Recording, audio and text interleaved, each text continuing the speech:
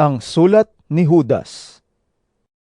Mula kay Judas, lingkod ni Hesukristo at kapatid ni Santiago, para sa mga tinawag ng Diyos, mga namumuhay sa pag-ibig ng Diyos Ama at iniingatan ni Hesukristo.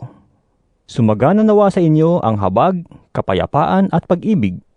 Mga minamahal, ang nais ko sanang isulat sa inyo'y ang tungkol sa kaligtasang tinatamasa nating lahat.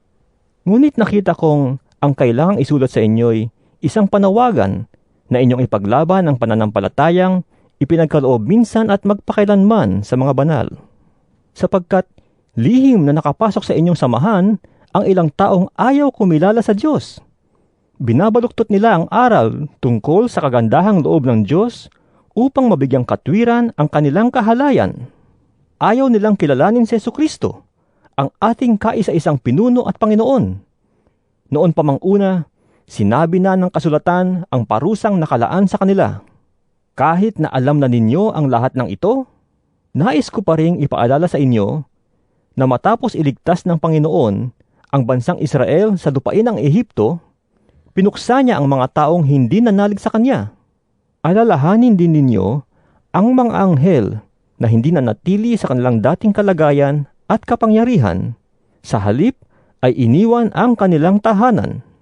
Kaya't sila'y ginapos ng Diyos ng di mapapatid na tanikala at ibinilanggo sa malalim na kadiliman hanggang sa sila'y hatulan sa dakilang araw ng paghuhukom. Alalahanin din ninyo na ang Sodoma at Gomora at mga karatig lungsod ay nalulong sa kahalayan at di likas na pagnanasa ng laman. Kaya't sila'y pinarusahan sa apoy na hindi namamatay bilang babala sa lahat. Ganyan din ang mga taong ito. Dahil sa kanilang mga pangitain, ay dinudungisan nila ang kanilang sariling katawan.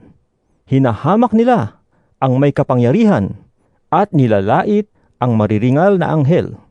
Kahit si Miguel, na pinuno ng mga anghel, nang makipagtalo siya sa Diablo tungkol sa bangkay ni Moises, ay hindi nangahas gumamit ng paglapastangan. Ang tanging sinabi niya ay, "Parusahan ka nawa ng Panginoon." Ngunit nilalapastangan ng mga taong ito ang anumang hindi nila nauunawaan.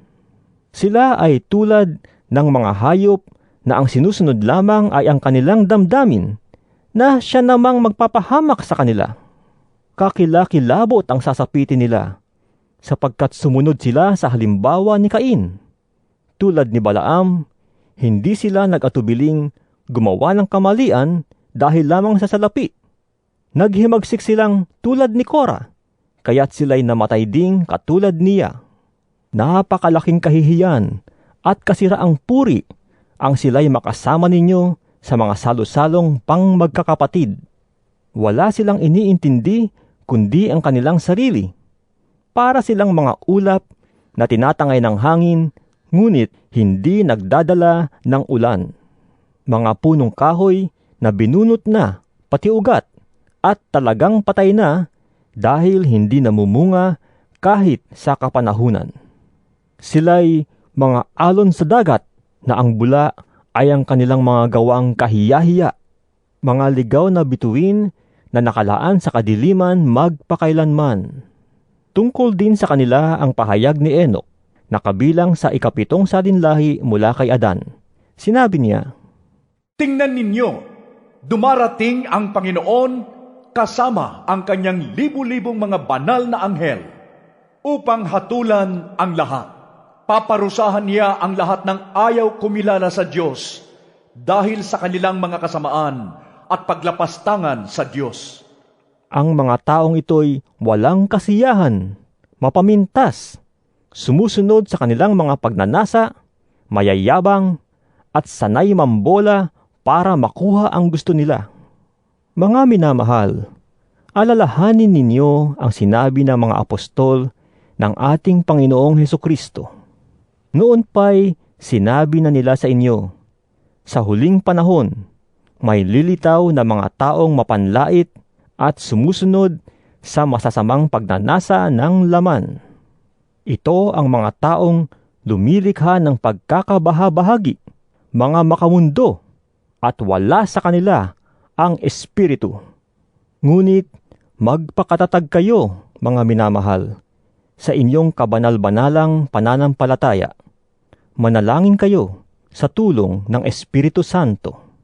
Manatili kayo sa pag-ibig ng Diyos habang naghihintay kayo sa ating Panginoong Hesukristo na magkakaloob sa inyo ng buhay na walang hanggan dahil sa kanyang habag sa atin.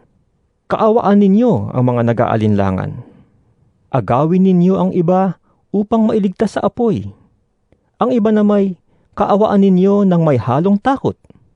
Kasuklaman ninyo pati ang mga damit nilang nabahiran ng kahalayan.